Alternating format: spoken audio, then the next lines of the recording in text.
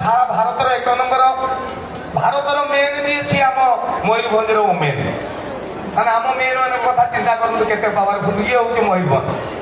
তো মো সৌভাগ্যকু গলা থর মু ভাবিଥିଲି টিকে আসଥିଲି ফ্যামিলি সহিত নূয়া বর্ষ মু কহিলি শিমিଳିପାଳ বুলিবা লাগি ଯିବା। মু ওড়িশা যাক সবু জায়গা বুলি সারি শিমিଳିପାଳ যাই নথিলি। তো পরিবার সহিত ধরিকি যেতବେଳେ শিমিଳିପାଳ ভিতরে পশিগলি মু জানি নাই তা ভিতরে এতে কিড়া ইরে ভাই থরে পশিଯିବ ওয়ান ওয়ে ট্রাফিক পশিଯିବ ହେଲେ ଫେରି ପାରିବ ନାହିଁ। ପଶିବ ମାନେ ଏପଟେ ଯାଇକି ଯଶୀପୁରର ବାହାରିବ। ତା ଭିତରେ ମୁଁ ପଶିଲି ମୋ ସାଙ୍ଗରେ ଭୁବନେଶ୍ୱରରୁ 3-4 ଜଣ ଆସିଥିଲେ ସେମାନେ ଖାଲି କହିଲେ ବାଘ ଦେଖିବା। আচ্ছা আপন মানে যে শিমিଳିপাଳ ଯାଇଥିବେ ବାଘ କିଏ ଦେଖିଛନ୍ତି?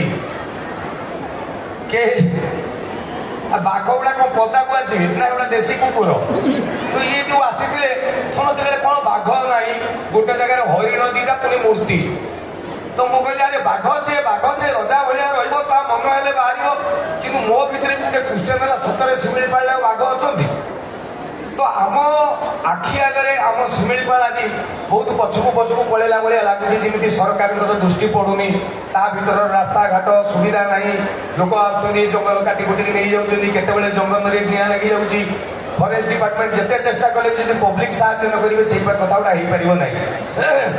କହିବା କଥା ମୁଁ ଶୁଣିଥିଲି ଗୋଟେ ବଢିଆ କଥା ଶିମିଳିପାଳ ଉପରେ।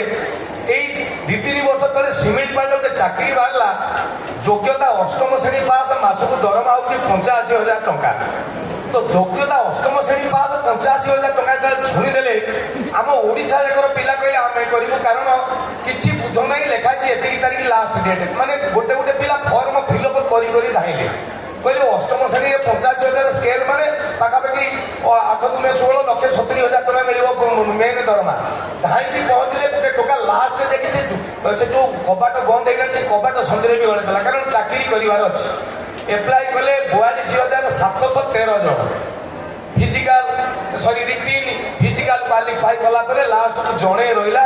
ପୋଷ୍ଟ ଅଛି ଗୋଟେ ସେ ପିଲା କ୍ୱାଲିଫାଇ କରିଗଲା। ଆଉ ଇଏ କହିଲା ହଁ ଆଜ୍ଞା କରିବି। ଏମାନେ କହିଲେ ଫାଇନାଲ କରିବ ଚାକିରି ନା ହଁ ଆଜ୍ଞା କରିବି। ଏଗ୍ରିମେଣ୍ଟରେ ଦସ୍ତଖତ ମାର ଦରମା 85,000 ଟଙ୍କା। ଇଏ ଟଙ୍କା ଦସ୍ତଖତ ମାରିଦେଲା ଛିଞ୍ଚା ଏଗ୍ରିମେଣ୍ଟ ଫାଇନାଲ ତାକୁ ନେଇକି ଆଲମିରା ଭିତରେ ରଖିଦେଲେ। ଇଏ ଟୋକା କହିଲା ସାର୍ ଚାକିରିଟା କ'ଣ ନା ଏଗ୍ରିମେଣ୍ଟ ତ ଦସ୍ତଖତ କରିସାରିଲେଣି ଏବେ ଚାକିରିଟା ଶୁଣ ନା କ'ଣ ନା ଶିମିଳିପାଳରେ ବାଘ ସଂଖ୍ୟା କମି ଯାଉଛନ୍ତି। ବର୍ତ୍ତମାନ ସରକାର ଟେନସନ ଇଣ୍ଡିଆ ଟେନସନ ପୃଥିବୀ ଟେନସନ କାହିଁକି ବାଘ ସଂଖ୍ୟା କମି ଯାଉଛି? ତ ଆମେ ପରଦିନ ଦେଖିଲୁ ହଠାତ୍ ଗୋଟେ ବାଘ କିଏ ଗୋଟେ ମାରି ଦେଇଛି ବାଘଟିକୁ ଜଙ୍ଗଲ ଭିତରେ। ସେ ଡେଡ୍ ବଡିଟା ପଡିଛି। ସରକାର ଏପର୍ଯ୍ୟନ୍ତ ଜାଣିନାହାନ୍ତି।